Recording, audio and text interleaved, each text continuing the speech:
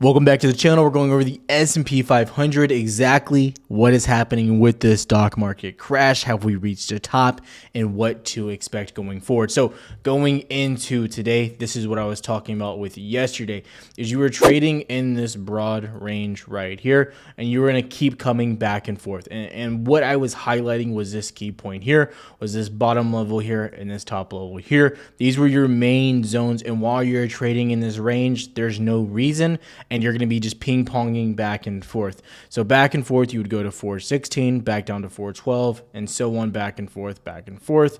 And then today, what happened? So you opened up around the 416 range, indicating it wasn't that great of a time to trade, and you broke down below this 412 region. And at the end of the day, you get that nice press back here. But there was some big news released today. And it was this right here. This is your beige book. Now, I'm not going to read this to you and go in depth. This was actually 32 pages, but this is the overall summary. But I want to express to you what the Fed is trying to persuade the nation of right now. They're trying to say this top statement right here. All 12 Federal Reserve districts have reported continued economic growth since the prior beige book was reported during that period. It's important to know this was kind of during a really bad month of when Russia was just starting the Ukraine invasion. We hadn't adjusted to that. I want that to be stated there. But they're putting this sense, just with the first statement, that growth had slowed, but we're coming back, and we're coming back to these specific levels. And the market took this very well. You can see when this was released, you started going crazy. You went from 407 all the way to 412. But I want to highlight some of the key points none of the news is telling you. 4 districts explicitly noted that the pace of growth had slowed since the prior period. So the first statement and what the president is telling you is growth is back, inflation's not hitting us. And then shortly after that, you get the concern of growth. So what is it? Are we getting good economic growth, or is it slowing down dramatically?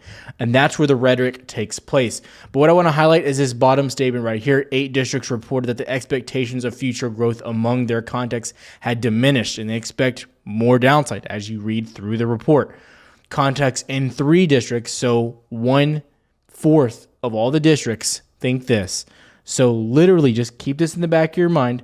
25% of America, specifically with these districts, expressed concerns about a recession, indicating we are not in a recession yet. That yes, because the Fed does not want to say we are having inflation type concerns, that this drop that you had locally over 100 points to the downside on SPY was no type of recession, and that we're just in the beginning phases.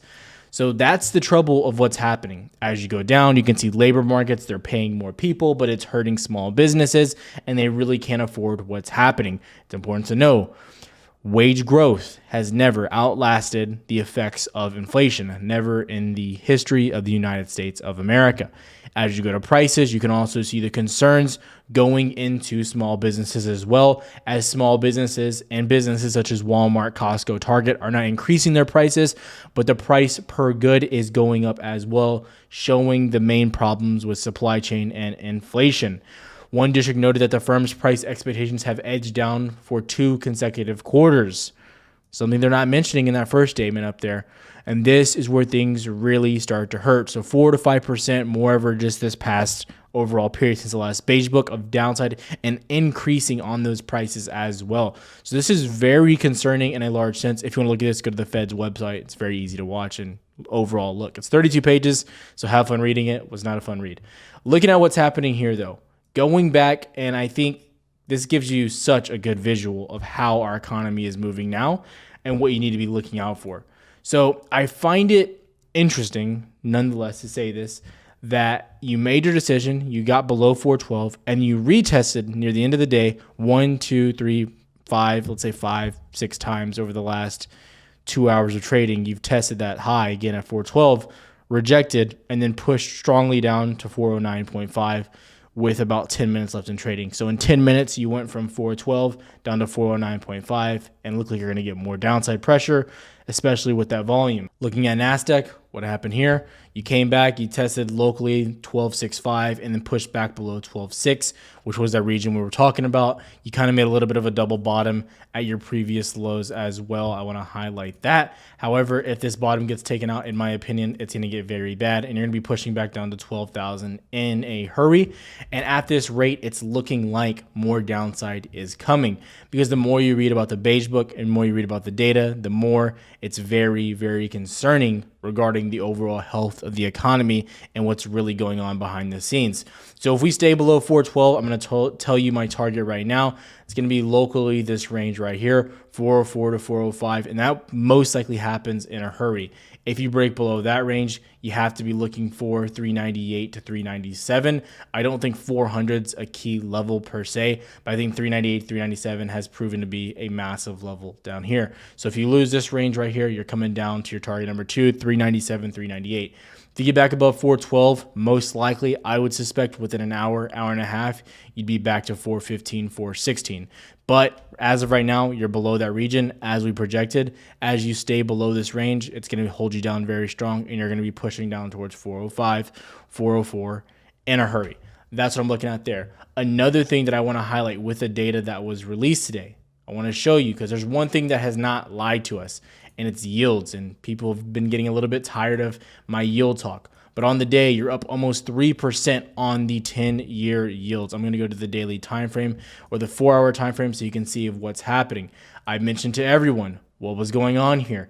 As you were seeing this pullback, as you've been staying with me, as you've been watching the updates, what's been happening with yields, you can see that you are flagging, and you have been for basically 3 weeks since the beginning of May. And what happened now? You're breaking back to the upside. When did I say you'd start breaking out? As data was released, and the beige book was the bulk of the data just released.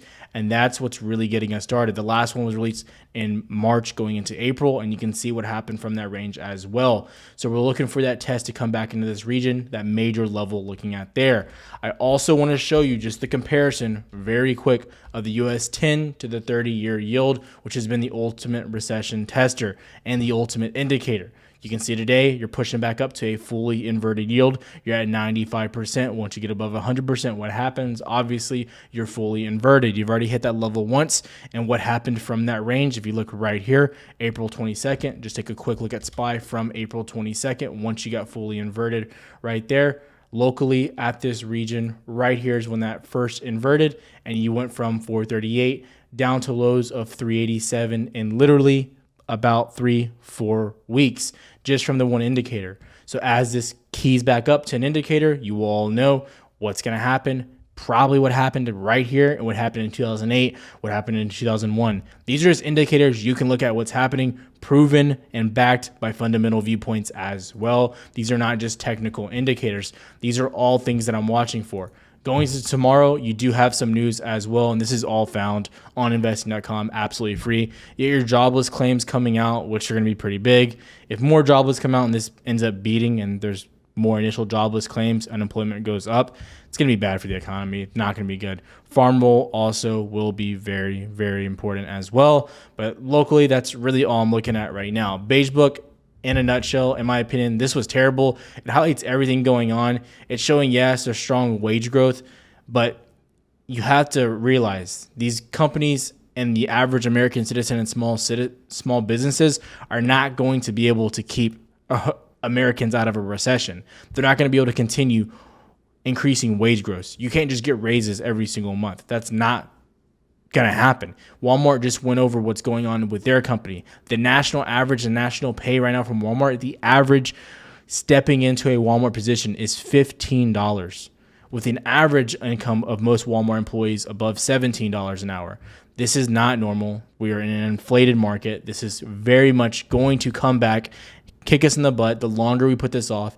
And you can see by what's being stated from our government, our president, everything like that, we're looking like we're going to be pressing to more downside pressure. If you want to look at this, I'll have this link down below as well. So hopefully you can take a look at this if you want. I posted it in Discord and I'll also post it on Twitter. The Twitter link will be down below. Have a good one, traders.